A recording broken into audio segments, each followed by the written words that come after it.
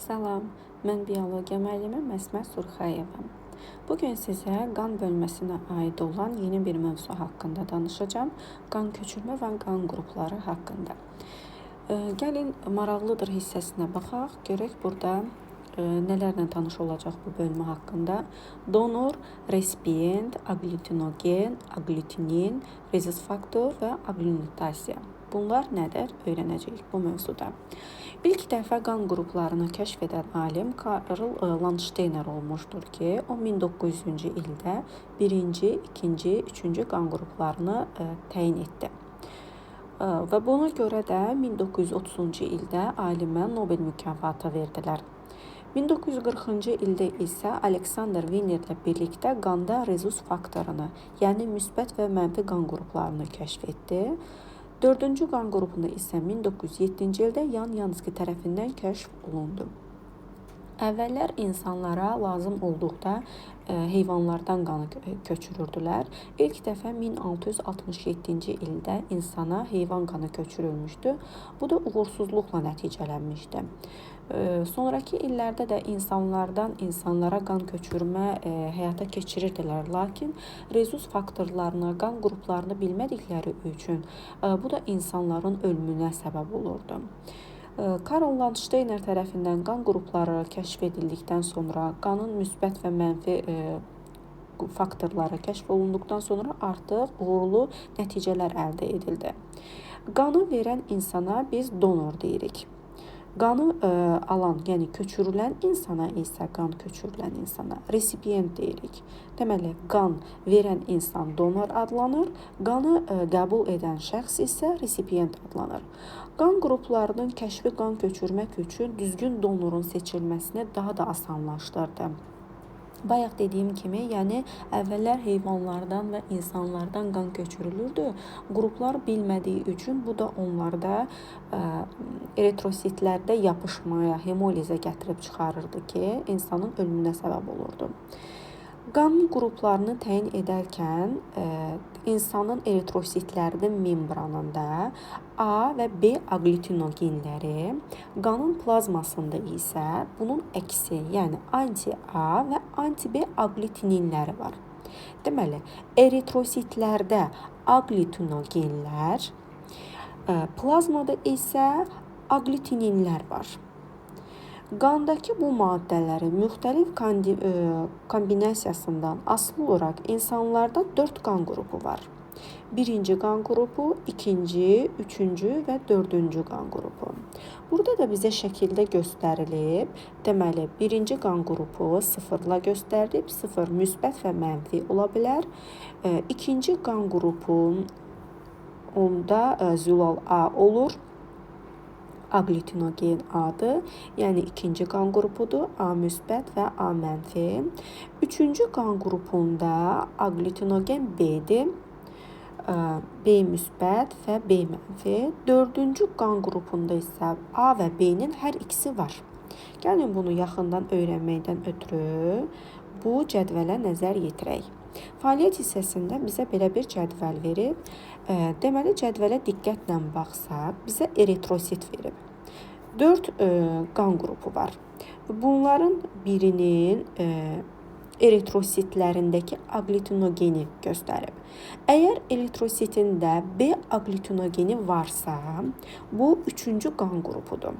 Çünki kitabda belə bir cümlə var ki, birinci qan qrupunda 0, ikinci qan qrupunda A, üçüncü qan qrupunda B, dördüncü qan qrupunda isə AB agglutinogenləri olur.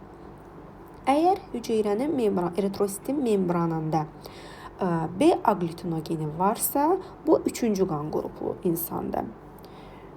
Burada qeyd edək, bu 3'dür. Sonra A agglutinogeni varsa, bu ikinci qan qrupu insanda.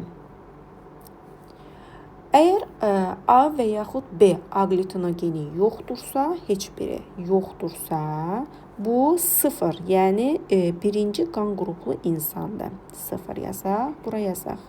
A ikincidir, burada yazaq B üçüncü qan qruplu insanda. Dördüncü qan qruplu insanda isə həm A, həm də B aqlutinogenləri olur. Dördüncü qan qrupu insanda A və B hər ikisi var. İndi gələk bunların plazmasına. Nəyi ən çox qarışdırırlar şagirdlər? Aqlutinogenlə aqlutininləri. Belə yadda saxlayın ki, qan qrupu eritrositlə plazmada aqlutinogenlə aqlutinin fərqlidir. Yəni bir-birinin əksidir. Əgər üçüncü qan qrupunda biz dedik ki, B aqlutinogeni var. Onda B-nin əksi nədir? A.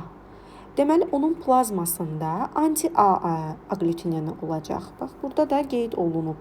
Anti-A. Üçüncü qan qrupunda. Deməli, eritrositində B aqlutinogeni varsa, plazmasında A aqlutinini olacaq. İkinci qan qrupuna baxaq. İkinci qan qrupunda biz dedik ki, eritrositlərdə A aqlutinogeni var.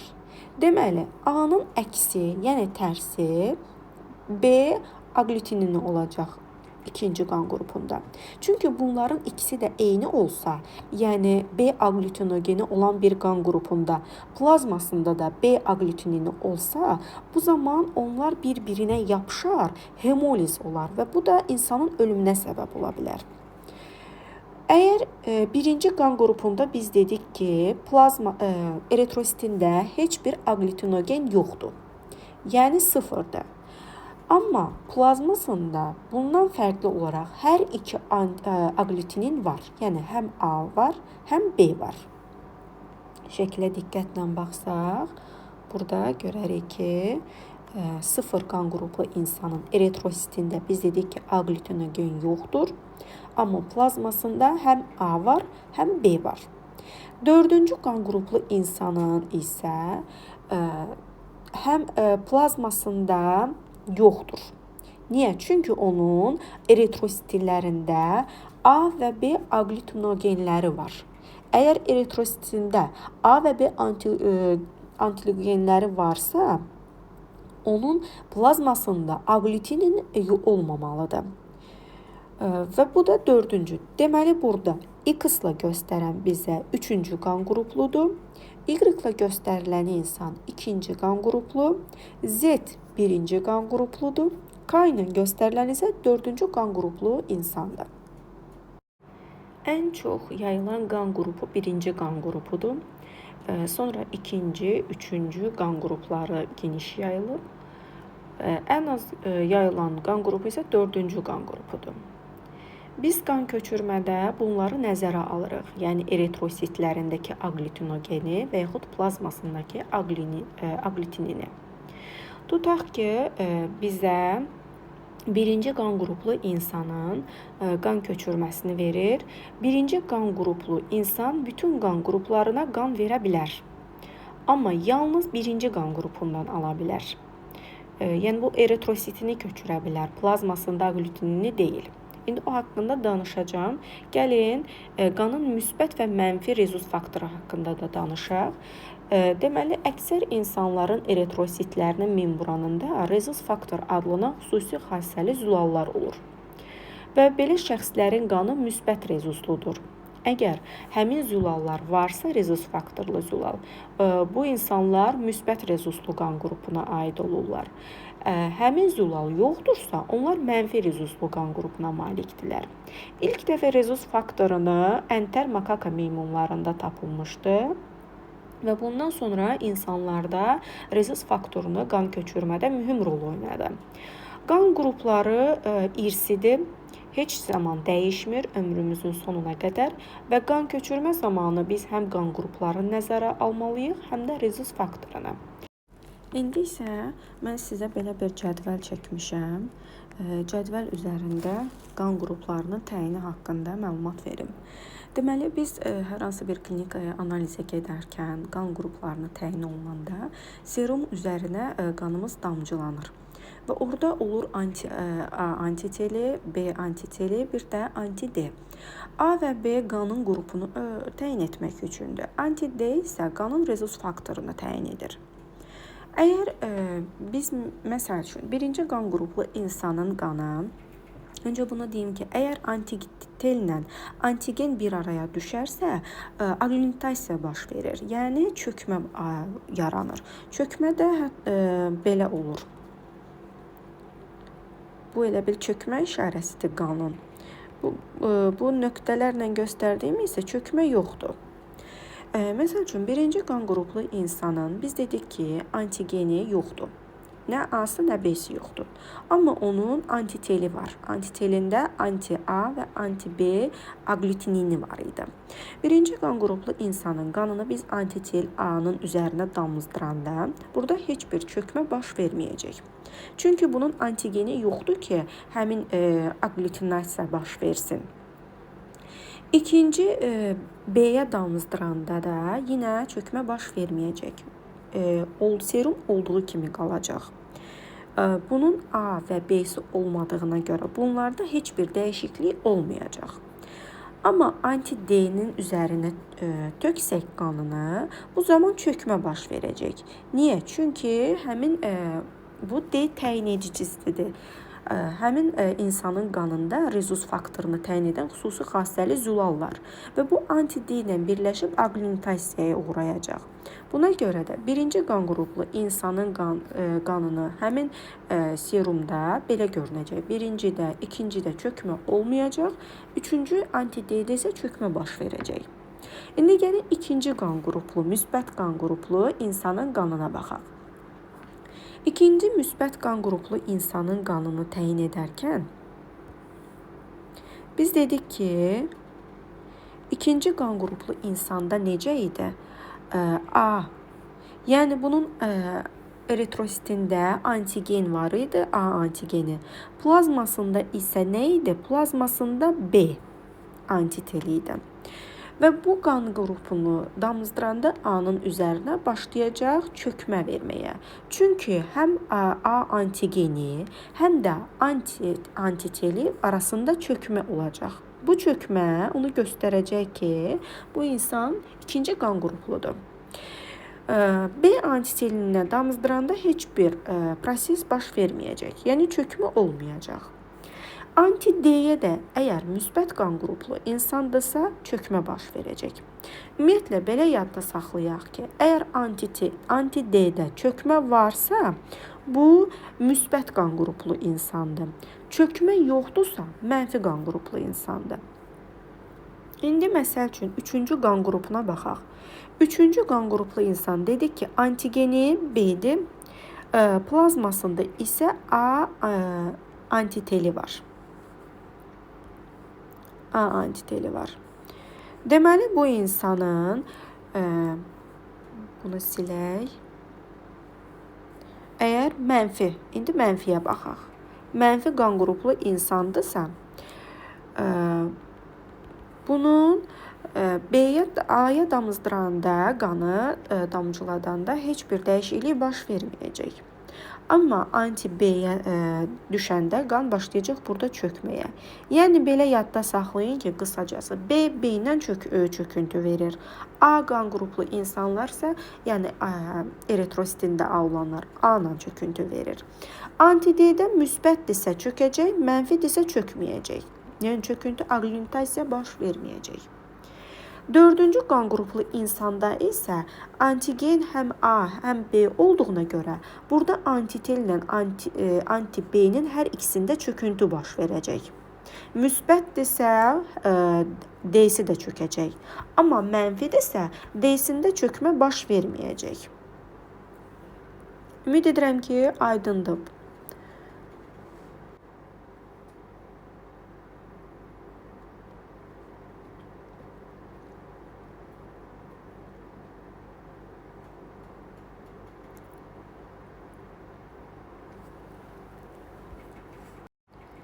İndi gəlin burada bizə qan qrupları haqqında hansı qan qrupu verə bilər?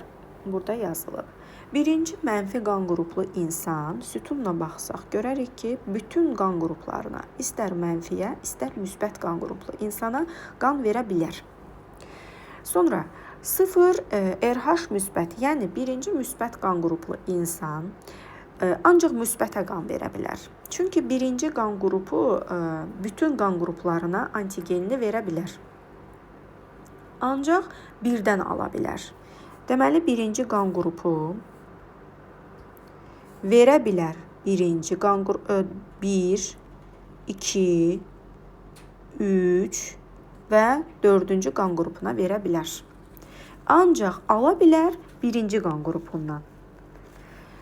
İkinci qan qruplu insan, əgər mənfi qan qruplu insandırsa bu, ikinci mənfiyə verə bilər, ikinci müsbətə verə bilər, dördüncü müsbətə və dördüncü mənfiyə. İkinci qan qrupu verə bilər ikinci qan qrupuna, bir də dördüncü qan qrupuna. Üçüncü qan qruplu insan, əgər mənfidirsə, üçüncü mənfiyə verə bilər, müsbətə verə bilər və dördüncü qan qrupunun həm müsbət, həm mənfisinə verə bilər.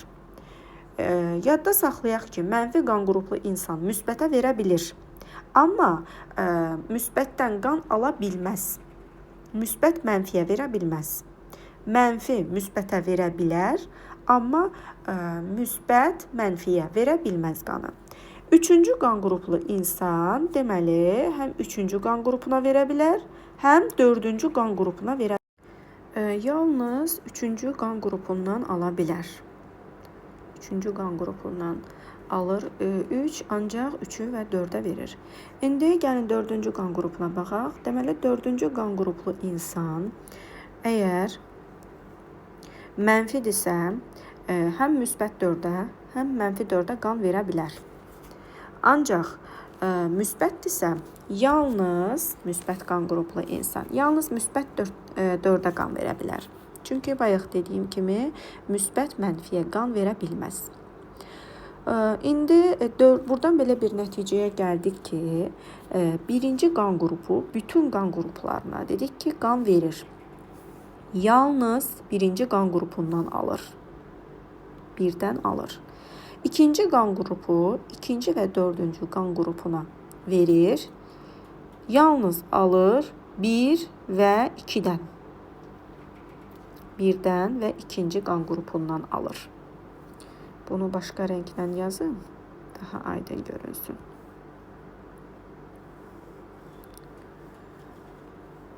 Deməli, birinci qan qrupu aldı birinci qan qrupundan, ikinci aldı 1 və 2-dən, verdi 2 və 4-ə. Üçüncü qan qrupu 3 və 4-ə verdi, yalnız aldı 1-dən və 3-dən. Dördüncü qan qrupu isə bütün qan qruplarından aldı, yalnız verdi 4-ə.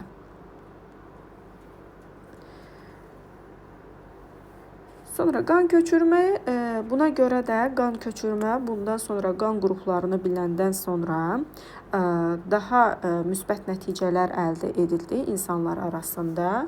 Aqlimitasiya baş vermədi və ölüm səbəbləri azaldı. Normal halda 18-65 yaş arası olan 50 kiloqram çəkisi olan hər bir insan sağlam şəxsdən söhbət gedir, donor ola bilər. Düşün, müzakirə et, paylaş hissəsində bizə belə bir sual verir. Qan köçürmə qədim dövrlərdən tətbiq olunsa da, nəticəsi əksər hallarda yaxşı olmurdu. Sizcə nə üçün? Çünki biz dedik ki, o zamanlar qan qruplarını bilmirdilər, hətta heyvanlardan belə insanlara qan köçürürdülər. Bu da uğursuzluğa səbəb olurdu. Çünki insanların qanında qan qruplarına uyğun olaraq antigen və aqlütininlər vardı ki, bunların da bir-birinin üst-üstə düşməsi aqlimitasiyaya, çökməyə səbəb olur ki, insanın ölümünə gətirib çıxarır. İndi isə öyrəndiklərimizi tətbiq edin hissəsinə baxaq. Burada tapşırıq verib, tələbələr verib, deməli qan qrupları Nigar 3-cü qan qrupludur.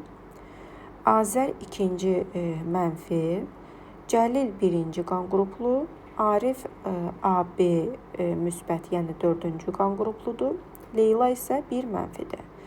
İndi ox işarələrinə baxaraq biz burada hansı qan köçürmənin səhv olduğunu və yaxud düzgün olduğunu göstərməliyik. Nigar 3 müsbətdirsə, Azər 2 mənfidir. Nigarın Azərə qan verməsi yanlışdır. Çünki dedik ki, ikinci qan qrupu üçüncü qan qrupundan qan ala bilməz. 2 yalnız 1 və 2-dən qan ala bilər. Nigar 3-dürsə, Azər 2-dir və bunun qan köçürməsi düzgün deyil. Deməli, birinci ifadə düzgün deyil. 1 düzgün deyil. Sonra, Nigar 3-cü qan qrupludur, Cəlil 1-ci qan qrupludur. Bir müsbət qan qrupu müsbət olan digər qan qruplarına qan verə bilir. 3 doğrudur.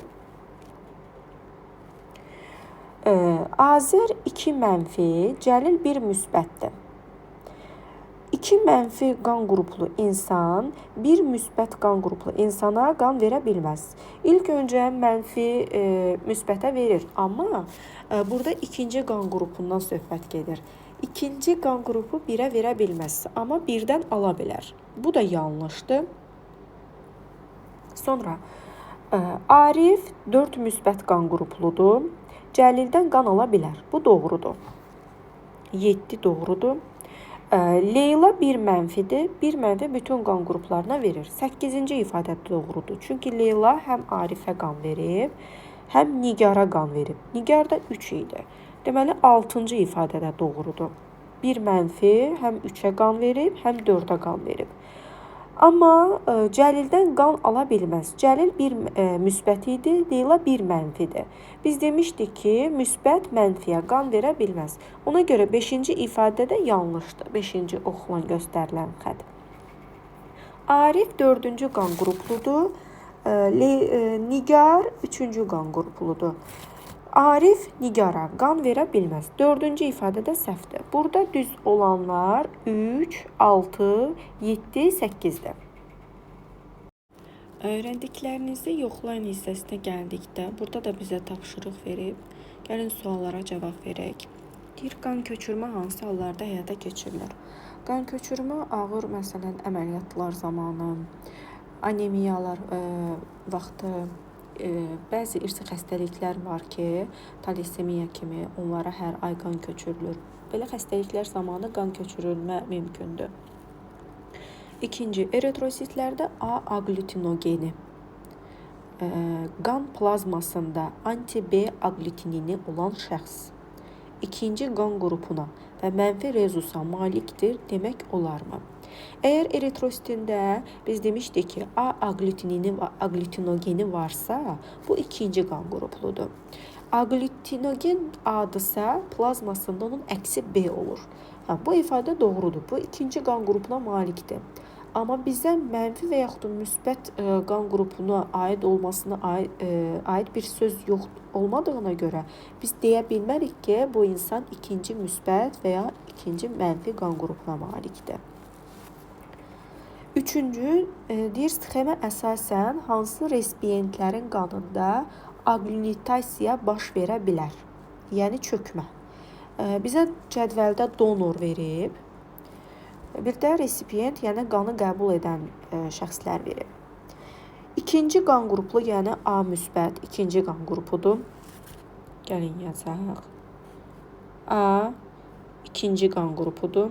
B üçüncü.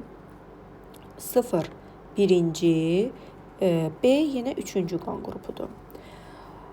AB 4-dür, A 2-dir, B 3-dür, 0 birinci qan qrupudur.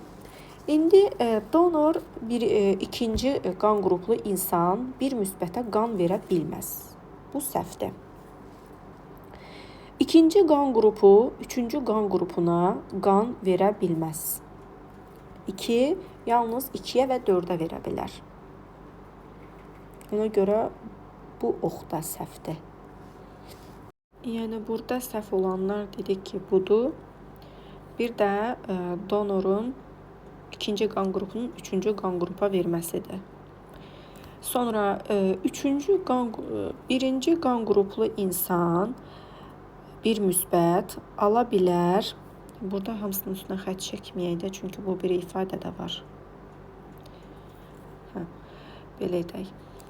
Birinci qan qruplu insan, müsbət qan qruplu insan burada göstərib ki, mənfi 1 ilə qan alıb. Bu doğrudur. Sonra dördüncü qan qruplu AB qanı alıb 3-dən B müsbətdən doğrudur. Alıb 1 mənfidən. Bu da doğrudur. Sonra A mənfi, yəni resipiyentə baxırıq. A mənfi, 2 mənfi qan qruplu insan 0 mənfi, yəni 1 mənfidən qan alıb. Bu doğrudur. Üçüncü qan qruplu B müsbət qan qruplu insan B mənfidən qan alıb. Bu doğrudur. 1 mənfidən 0 mənfidən qan alıb. Bu da doğrudur.